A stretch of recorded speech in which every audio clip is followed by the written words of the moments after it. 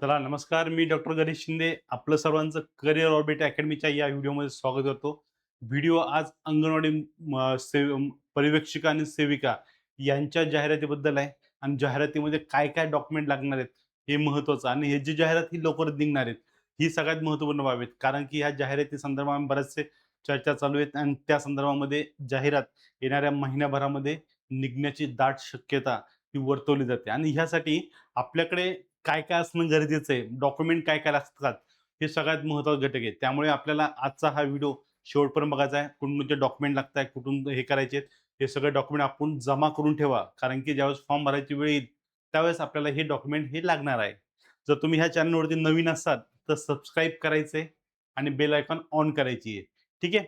आपण बघूयात आजच्या या लेक्चरमध्ये आपण काय-काय गोष्टी बघणार आहोत. यामध्ये ज्या काही आहेत, त्या संदर्भातल्या सगळ्या गोष्टी आपण या बघूयात. पहिलं आणि सगळ्यात महत्त्वाचं, अंगणवाडी पर्यवेक्षिका आणि सेविकेचं पद भरत असताना आपल्याला इथलच्या अभ्यासक्रमासंदर्भात पण आपण चर्चा केली आहे. यामध्ये सांगितलंय, आपल्याला ऑलरेडी सांगितलंय मराठी, इंग्रजी, बुद्धिमत्ता चाचणी, गणित, जी-के आणि आय-सी-डी-एसचा आपला तांत्रिक घटक यामध्ये समाविष्ट असणार आहे. ओके. आय-सी-डी-एसचा तांत्रिक घटक हा करिअर ऑर्बिट अकॅडमीच्या प्लॅटफॉर्मवर लाईव्ह स्वरूपात जाणार आहे. आता कालच एम-पी-एस-सी पेपर संपला, त्यामुळे आता पूर्ण लक्ष सरळ सेवेकडे आपण शिफ्ट केलंय. येणाऱ्या कालावधीमध्ये सरळ सेवा ही एकच परीक्षा आहे. त्यामुळे सरळ सेवेचे तांत्रिक घटक हे आपण आता कव्हर करायला सुरुवात करणार आहोत. यामध्ये बघा, आपल्याला अंगणवाडी मुख्य पर्यवेक्षिका, मुख्य सेविका या संदर्भामध्ये आपल्याला जे डॉक्युमेंट लागणार आहेत, आवश्यक कागदपत्र जे आहेत, ते महत्त्वपूर्ण मानले गेले आहेत आणि ग्राह्य पुरावा हा कोणता धरला जातो, त्या संदर्भामध्ये तो एक महत्त्वाचा आहे. यामध्ये बघा, अर्जातील नावाचा पुरावा म्हणजे तुम्ही जो नावाने अर्ज देत आहात, त्या संदर्भात सगळ्यात महत्त्वाचं आहे. एक गोष्ट लक्षात ठेवा, यामध्ये बऱ्याचशा महिला या मॅरिड असणार आहेत. म्हणजे विवाह झालेला असणार आहे. त्यामुळे बऱ्याच जणांची नावं हे माहेरची आणि सासरची अशी 2 नावं बदललेली असणार आहेत. त्यामुळे त्यांचं मॅरेज सर्टिफिकेट हे महत्त्वाचं असणार आहे. ते बघणार आहोत. पण इथं हा संदर्भ का आला? कारण नावाचा पुरावा हा आपल्याला हेच आहे. पण नावाचा पुरावा कुठे-कुठे असू शकतो?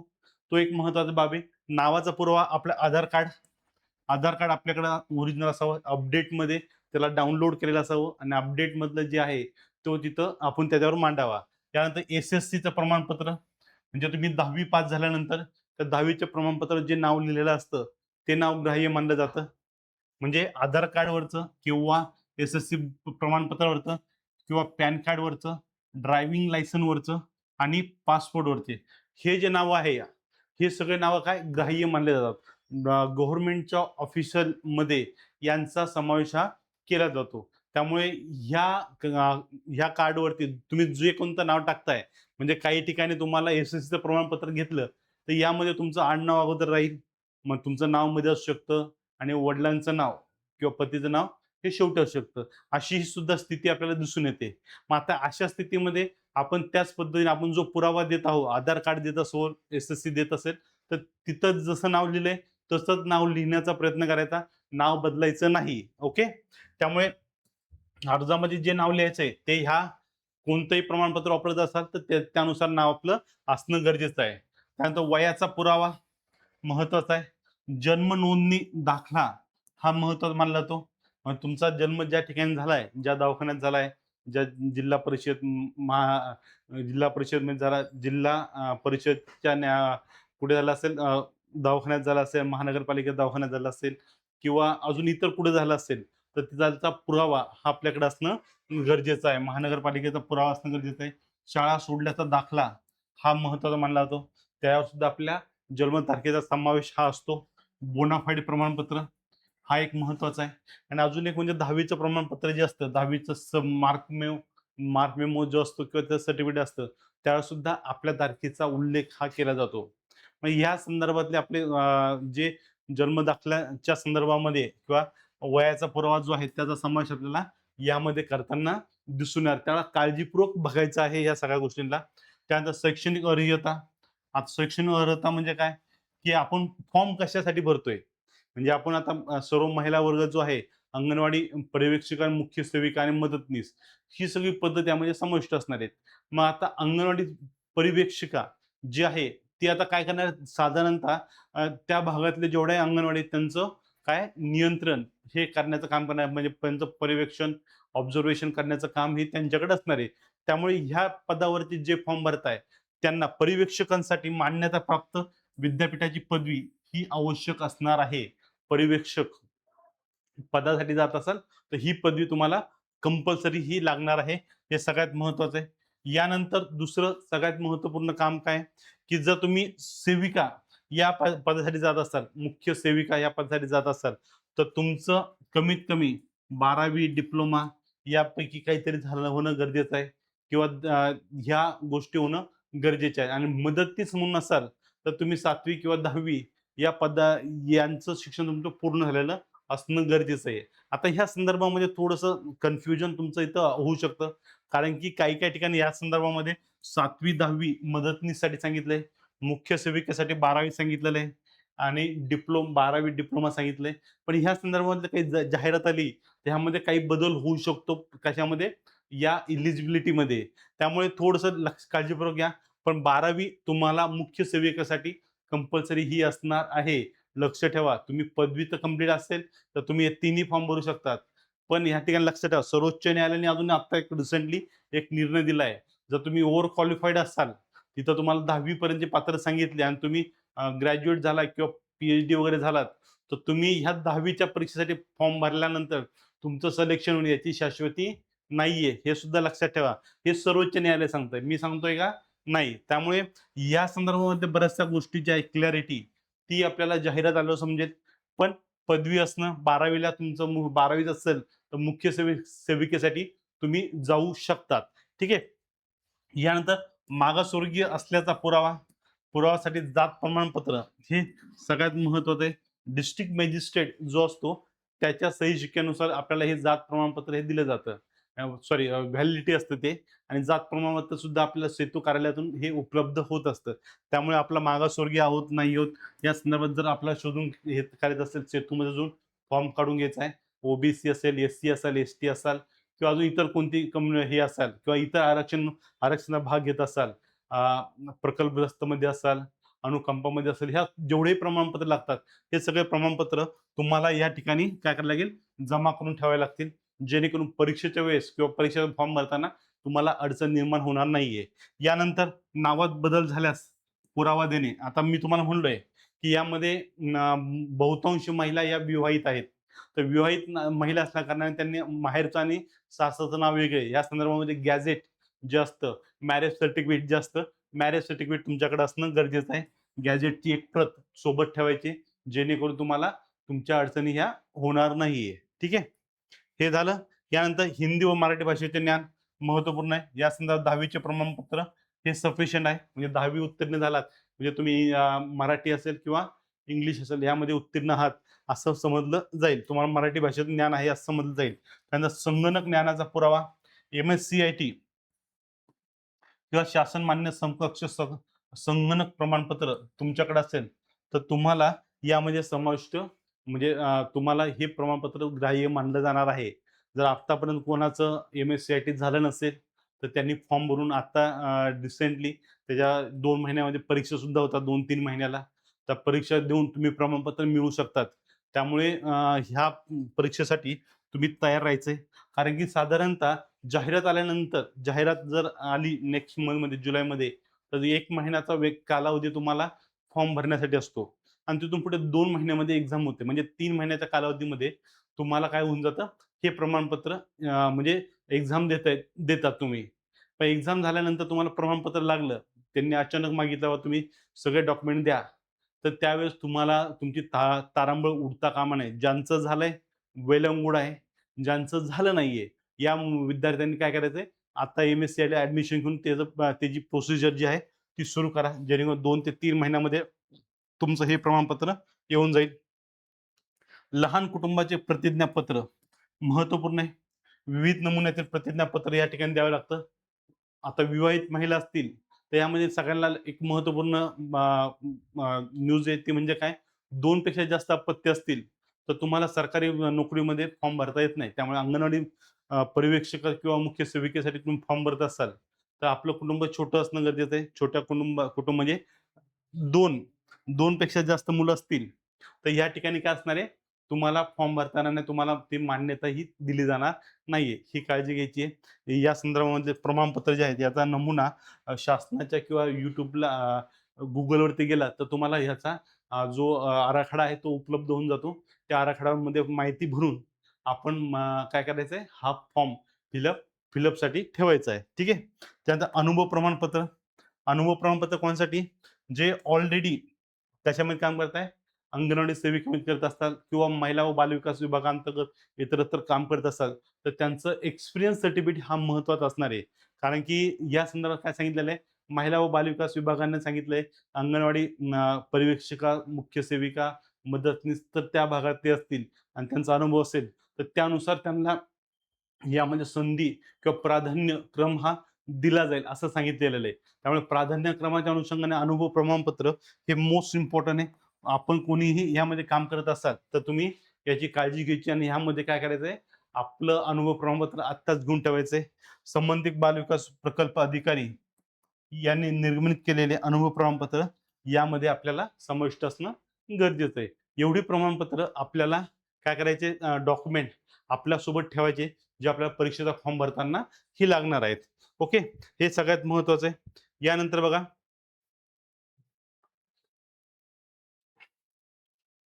अनुभव पात्रता. मुख्य सेविका आणि पर्यवेक्षिका यांच्यासाठी 1 जानेवारी 2025 रोजी काय एलिजिबिलिटी काय होती आणि अनुभव पात्रता काय मांडली गेली आहे, या संदर्भातला हे आहे आणि खाली शेवटी जे आहे वेतन श्रेणी यामध्ये मेन्शन केलेली आहे. यामध्ये काय संवैधानिक विद्यापीठाची पदवी धारण करणारी कोणत्याही शाखेची पदवीधर उमेदवार यामध्ये समाविष्ट होऊ शकते. लक्षात ठेवा, पदवीधर कोणत्याही शाखेतली यामध्ये फॉर्म भरू शकते, हे लक्षात ठेवा. कोणताही स्पेसिफिक एज्युकेशन या ठिकाणी मेन्शन केलेलं नाहीये. ओके. पदवीधर विद्यार्थिनी जे असतील ते फॉर्म भरू शकतात. महिलांसाठी ही जागा आहे, लक्षात ठेवा फक्त महिलांसाठी. त्यामुळे पुरुषांना यामध्ये संधी भेटण्याची शक्यता कमी आहे. अंगणवाडी सेविका या पदावर विनाखंड व नियमित 10 वर्ष सेवा अ, पूर्ण व सत्यस्थिती कार्यरत असणारे कर्मचारी पात्र असतील. म्हणजे सत्यस्थिती म्हणजे 55 पर्यंत वय मर्यादा गेली असली, तरी त्यांना इथं पात्रता ही उपलब्ध असणार आहे. जर त्यांनी 10 वर्षापेक्षा अधिक काय सेवा या पदावरती दिली आहे किंवा सध्या कार्यरत आहे. यांना प्राधान्यक्रम हा इथं दिला जाणार आहे. लक्षात ठेवा त्याचं अंगणवाडी सेविका यांच्या वयोमर्यादा जी आहे, म्हणजे रिटायरमेंट 60चं 65 करण्यात आलंय. कारण की कमीत कमी 10 वर्षापर्यंत तरी जे कार्यरत आहे किंवा त्यांनी काम सोडले त्यांना पुन्हा यायचंय. कमीत कमी 10 वर्षापर्यंत तरी ह्यांना या प्रोसेसमध्ये थांबता येणार आहे. हे इथं स्पष्ट सांगितलेलं आहे. हिंदी व मराठी भाषा पास अथवा सुटीस पात्र असणं गरजेचं आहे. एम-एस-सी-आय-टी अथवा समकक्ष संगणक अर्हता ही तुम्ही मिळवणं गरजेचं मानलं गेलं. तुम्हाला म्हणलोय, नसेल तुमच्याकडे सर्टिफिकेट तर तुम्ही ॲडमिशन घ्या. पुढच्या 2 ते 3 महिन्यामध्ये जून महिन्यामध्ये त्याच्या परीक्षा असतात जून-जुलैमध्ये. त्यानुसार तुम्ही परीक्षा पात्र होऊ शकतात. त्यामुळे पात्र होऊन तुम्हाला सर्टिफिकेट हातात येऊ शकतं. त्यामुळे फॉर्म भरताना किंवा तुम्ही फायनल लिस्टमध्ये गेलात तर तुम्हाला याचा फायदा नक्की हा होणार आहे. आणि अंगणवाडी मुख्य पर्यवेक्षिका या पदासंदर्भामध्ये आपल्याला एस-13 ही वेतन श्रेणी लागू होते. एस-13 म्हणजे काय? 35,400 ते 1,12,400 पर्यंत वेतन श्रेणी ही आहे. म्हणजे जवळपास तुम्हाला पहिला पगार नाही म्हणलं तरी 50 ते 60 च्या अराउंड हा तुम्हाला पर्यवेक्षिका म्हणून पगार हा उपलब्ध होतो. त्यामुळे महत्त्वपूर्ण पदे आपल्या भागामध्ये आपण राहू शकतो किंवा आपल्या तालुक्यामध्ये, जिल्ह्यामध्ये ज्या ठिकाणी तुम्ही जास्त वेळ काम केलंय, तिथं प्राधान्यक्रम तुम्हाला दिला जाऊ शकतो. त्यामुळे ह्या संदर्भात जर तुम्ही ऑलरेडी तुम्ही तयारी करत असाल, केलेली असेल किंवा ह्यावरती लक्ष केंद्रित करून असाल, तर तुम्हाला हे सगळ्या गोष्टी लक्षात राहतील. आणि एस-13 जी वेतन श्रेणी आहे, ही ग्रुप बीच्या जवळची आहे. ग्रुप बीची वेतन श्रेणी 15 पासून चालू होते. त्यामुळे जर तुम्ही पर्यवेक्षक म्हणून आलात, तर तुम्हाला येणाऱ्या 5-10 वर्षामध्ये तुम्ही काय होणार, ग्रुप बीमध्ये शिफ्ट होणार आणि त्यानंतर ग्रुप एमध्ये सुद्धा तुम्ही कमी वयात जॉइन झालात, तर ग्रुप एमध्ये सुद्धा तुम्ही जाऊ शकतात. ओके. त्यानंतर कोणत्याही शाखेत पदवी आवश्यक एम-एस-सी-आय-टी ओके. ह्या गोष्टी आपण बघितल्यात.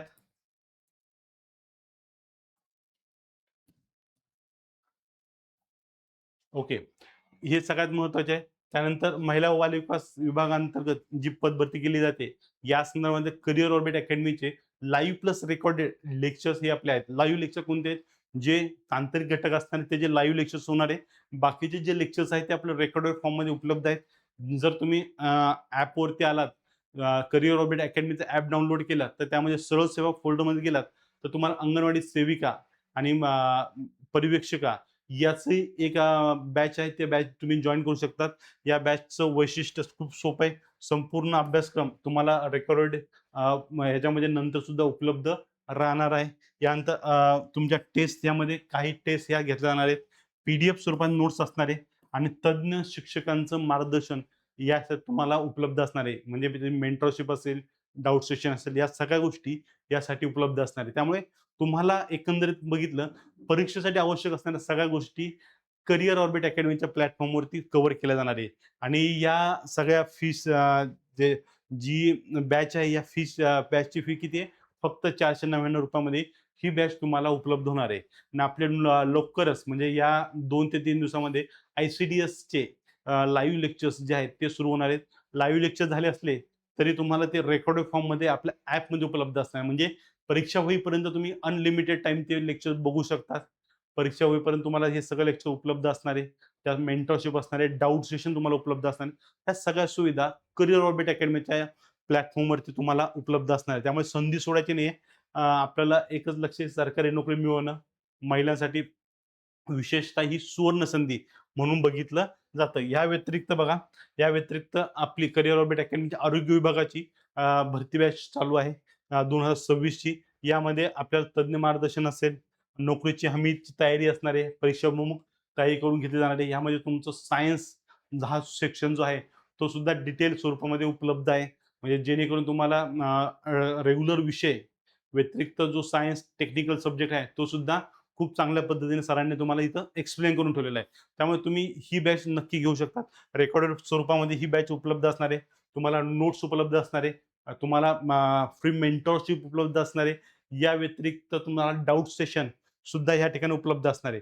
त्यामुळे आरोग्य सेवक गट क आणि ड च्या संदर्भातल्या जेवढ्या भरती प्रक्रिया होणार आहेत, त्या संदर्भातल्या जेवढ्या जागा असतील, याची तयारी आपण एका प्लॅटफॉर्मवरती करून घेतोय.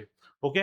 या संदर्भातले जेवढे विषय आहेत, ते विषय तुम्ही एकदा नक्की आपले डेमो लेक्चर्स तुम्ही ॲपमध्ये गेलात, तर ॲपमध्ये तुमच्या बॅचमध्ये डेमो लेक्चर हे तुम्हाला उपलब्ध आहे.